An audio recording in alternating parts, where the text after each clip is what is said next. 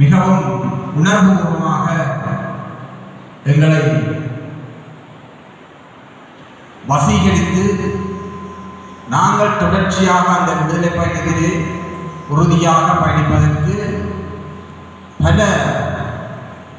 உற்சாகத்தை எங்களுக்கு தந்திருக்கிறார். அவர் பாடிய பாடல்களில் தங்க மாலை கழுத்து, தங்க மாலை கழுத்துக்களை கொஞ்சம் நில்லுங்கள், இந்த நஞ்சு மாலை கழுத்துக்களை நினைவில் கொள்ளுங்கள் என்று பாடிய அந்த பாடலுக்கு தமிழ் பெண்கள் எப்போதும் தங்களுடைய தாலியை உயிரினும் மேலாக கருதி செயல்படுவார்கள். ஆனால் இந்த பாடலை புலம்பெயர் நாடுகளில் அவர் போய் பாடிய போது அங்கு அந்த தட்டுக்களில் காசு சேகரித்துக் கொண்டிருந்த தொண்டர்களிடம் அங்கே கூடியிருந்த சில பெண்கள் தங்களுடைய தாலி கொடியையே இந்த விடுதலை தேவைக்காக மனமுகந்து கொடுத்திருந்ததை அந்த பாடலின் வசீகரம் உங்களவத்திற்கு அந்த மக்களை ஆட்கொண்டிருக்க என்பதை நாங்கள் அறிய முடியுமா? அதே மாதிரி நம்புங்கள் தமிழினம் நாளை பிறக்கும் என்ற அந்த பாடல் அவருடைய அந்த விடுதலை பயணத்திற்கான அந்த வசீகரம் ஊட்டும் அந்த குரல் எங்களை எவ்வளவுக்கு ஆட்கொண்டிருக்க என்பதை நாங்கள் அறியக்கூடிய மாதிரி. இந்த விடுதலை பயணத்திலே அவர் பல்வேறு பாடல்களை தொடர்ச்சியாக பாடியிருக்கிறார். குறிப்பாக காசியன் அவர்களின் பாடல்களை பாடுவதற்கென்றே பிறந்தது போன்று தேனிசை செல்லப்பா ஐயா அவர்கள் பல பாடல்களை உணர்வுபூர்வமான பாடல்களாக பாடி எங்களுடைய விடுதலை பயணத்திற்கு வலுவூட்டி இருக்கிறார். ஆனால் பிற்காலத்திலேனோ காசியன் பாடல்களை அவர் பாடுவதை கொஞ்சம் கவித்திருக்கிறார் நினைக்கின்றேன். ஆனாலும் தொடர்ச்சியாக அவர் இந்த விடுதலை பயணத்திலே தன்னுடைய சேவையை ஈழத்தமிழர்களுக்காக மிகவும் அர்ப்பணிப்போடு ஆற்றியிருக்கிறார். அது மறப்பதற்கில்லை. 1990ஆம் ஆண்டு தமிழீழத்திற்கு தேனிசை செல்லப்பா ஐயா அவர்கள் வந்து யாழ் முற்றவெளியிலே தனது இசை கச்சேரியை நடத்தியிருந்தார். அப்பொழுது 5 ரூபா கொண்ட டிக்கெட் விற்கப்பட்டது.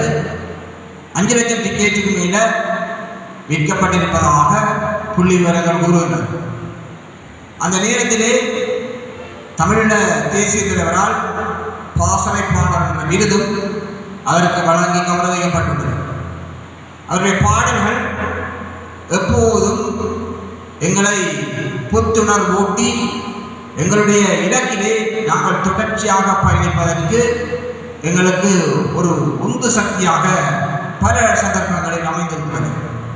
எனவே இந்த பாசறைப்பாளர் தேனிசை செல்லப்பா ஐயா அவர்களின் இழப்பு என்பது தமிழ் உலகளாவிய வாழும் தமிழ் மக்களுக்கு மட்டுமல்ல, அது குறிப்பாக ஈழத்தமிழர்களுக்கு மிகப்பெரிய பேரடியாகவே அமைந்திருக்கிறது.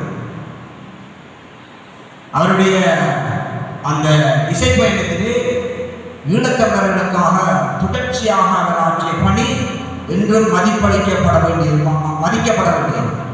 எனவே இந்த உண்மையான ஒரு ஒப்பற்ற மனிதனின் இசை பயணத்தினூடாக தமிழர்கள் தங்களுடைய அந்த அரசியல் உரிமைக்கான பயணத்திலே மிக உற்சாகமாக அவருடைய பாடல்கள் எங்களை வசீகரித்து சென்றிருக்கிறது என்பது மிகவும் தெளிவான ஒரு விடயம். எனவே அந்த ஒப்பற்ற மாமனிதனின் இறுதி நிகழ்வாகிய இன்று காலை 9 மணிக்கு இந்தியாவில் அவரது உடல் இறுதி அஞ்சலிக்காக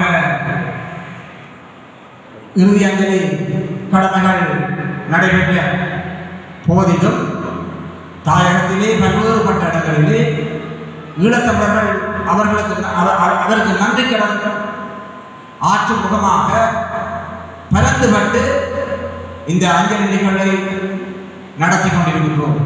எனவே இந்த பாசறைப்பாளர்